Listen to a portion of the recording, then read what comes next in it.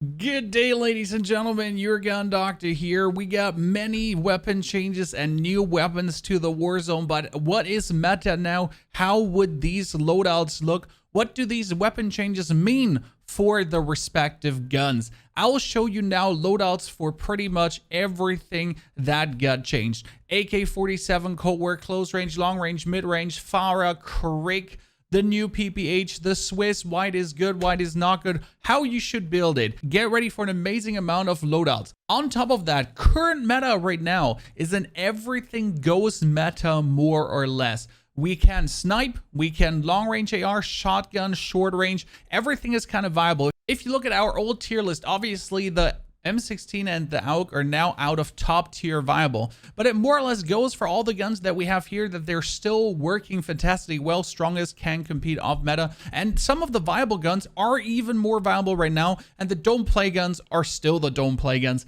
Nothing changed about then. Now let me show you though all these crazy loadouts with timestamps in the description below so you can jump exactly where you're interested in. And as always, on warzoneloadouts.gg, all these loadouts are gonna land too for you to access to share with your friends, and especially for the old guns that you might have forgotten. MP5 Hipfire, MP7 Hipfire, which are absolutely viable right now. There are them too, so you can access them straight away. And we're gonna start now with the Kar98 sniper support. And the Kar98 is actually a very good sniper support because the Kar98 has a 500 milliseconds time to kill, which now as the nerf, as the FARA actually happens, is one of the best time to kills up there. And the most important part about the Kar90, about the AK47 is that the AK47 has a very slow fire rate. Very slow fire rate. And with a very slow fire rate, you can hit headshots easier. Then you can play that with a 45 round mag. You put on the VDV and reinforced for effective damage range, and I think it gets higher up to what?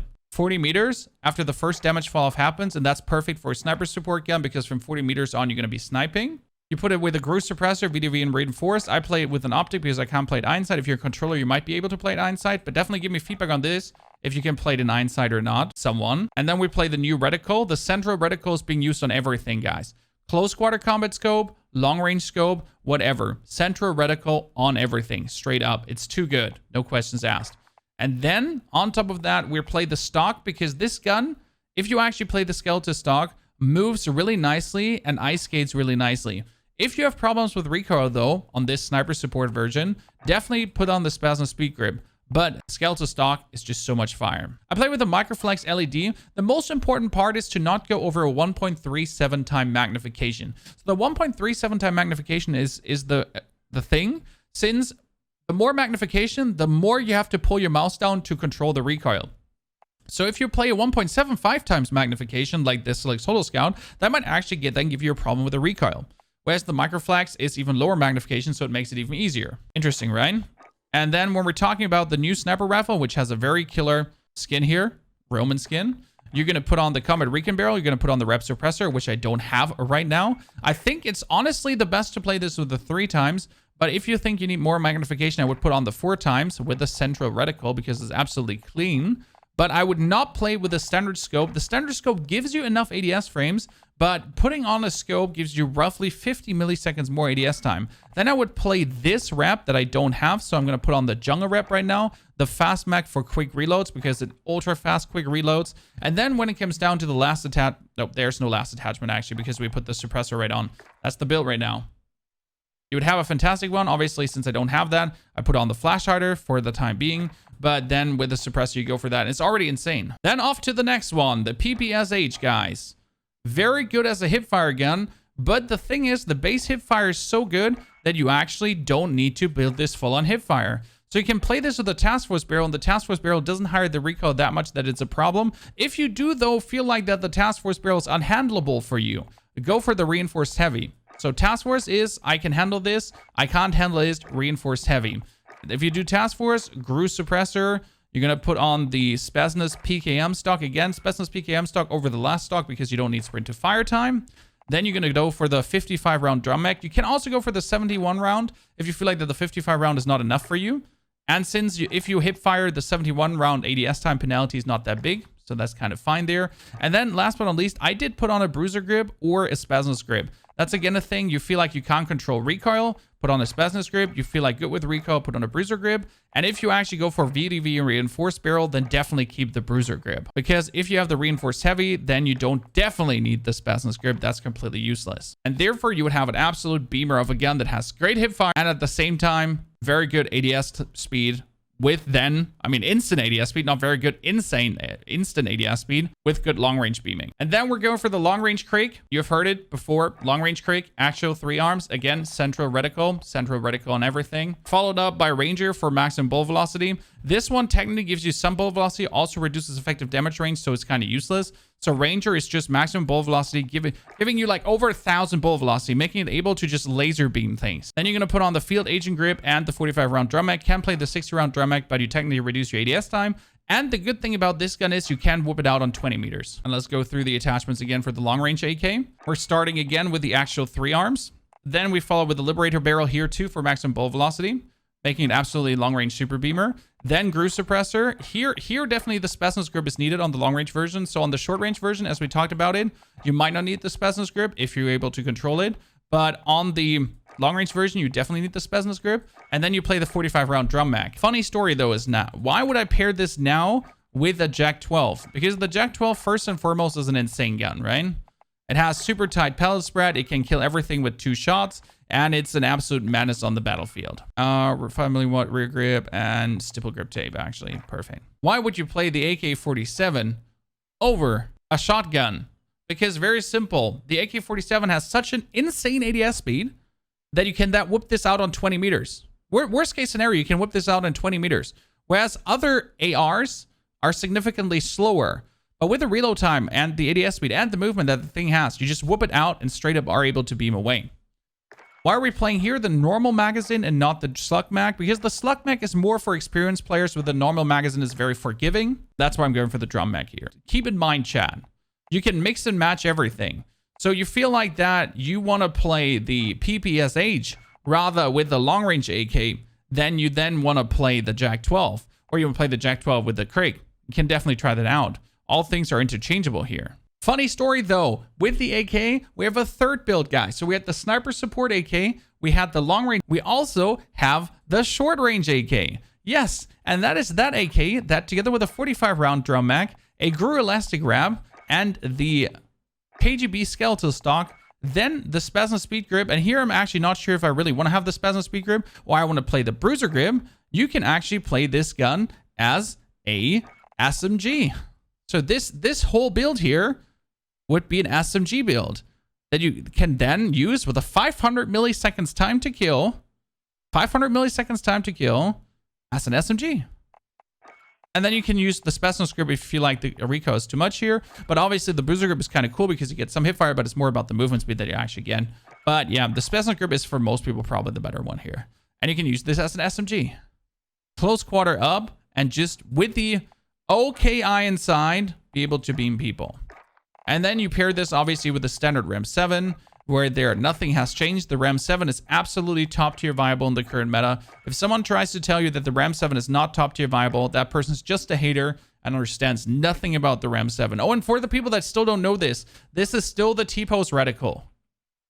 Still the T-pose reticle. And you can swap to the yellow dot. The fire rate of the AK-47 is too low. No, the fire rate of the AK-47 is low, but it allows you more pinpoint precision, crazy. Obviously, you are prone to having to hit your shots. So if your first shot accuracy is not high, if you don't have good first shot accuracy, do not use an AK close quarter combat. Because if you use, for example, a Mac 10, you could spray half the magazine next to your opponent. But since you have such a high fire rate, you just whoop the rest in. Whereas with the AK, if you miss half your magazine, that's going to be unfortunate. The AK-47 beats the FARA mid-long range. That being said, if you want to play the FARA, I would highly recommend to play the FARA sniper support. Currently with the Spasmus RPK barrel, because that thing has absolutely no recoil. I would put on the GRU suppressor. Since I don't have the GRU suppressor, I put on the flash guard. The flash guard has a new thing. It's called position concealment, by the way. Position concealment is you pop up on the map when you shoot, but you very fast vanish again. So it's like a suppressor light. just in case you're unable to handle the recoil of certain guns. Then you're going to put on the Hawksmoor, in my case, plus 40 drum mag. If you feel like the 50 drum mag is better for you, that's fine. 40 drum mag should be enough. And then last but not least, I'm going to put on the Spasnos grip. Even though the gun feels like a complete laser, and sometimes I'm like, put the Spasnos grip off and just put a Raider stock on or the last stock. But Spasnos grip, we're going to go for here. And you have an absolute laser support gun for a sniper. But the problem is that laser doesn't work on long ranges all too good. That being said, though, if you still want to play this on long range, okay, you could try to play this with a Silix Holo Scout instead, with an SMG then, any of the SMGs we just built, but you have to fight 100 meters and below every single time, apart from if you're mounting. If you're mounting, you could fight further. But realistically, 100 meters and below. And then I think this gun could still be an absolute laser. It's going to definitely be interested to try that out, the different versions of this. But so far, right now, is with the Hawksmoor. And then I would pair that with the ZRG. And the good thing about the ZRG is, guys, you could not hold breath when you were using anything but the standard scope. They fixed that now. So now you can actually play this gun with a 5-round mag and the combat recon barrel and the rep suppressor. And then put on like the airborne elastic wrap. And you can actually hold your breath now. And you have a 50 milliseconds faster ADS time. Boom. Think about it.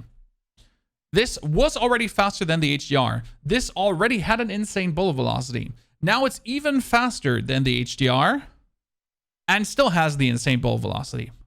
And that's why I recommend the ZRG. And the ZRG can also really nicely be paired together with a sniper support Krig. Because the sniper support Krig with a takedown barrel actually and the agency has a very good effective damage range, where you then, with the Hawksmoor together and a field agent grip plus the 45 round mag, have a good sniper support gun. Considering though that if you meet a shotgun inside a building, you're dead. And if you meet a Fennec inside a building, you're dead too.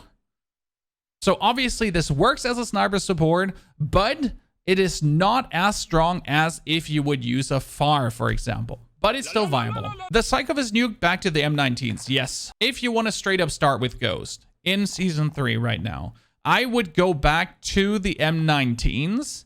That being said, so the standard M19 akimbo, you have the 32 round mag, lightweight trigger, 5 milliwatt muzzle brake in akimbo.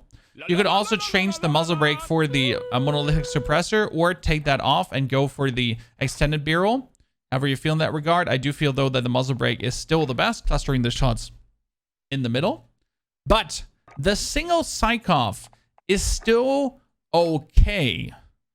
They slightly nerfed it, but the single Sykov is good. I would really not attempt to go for akimbo.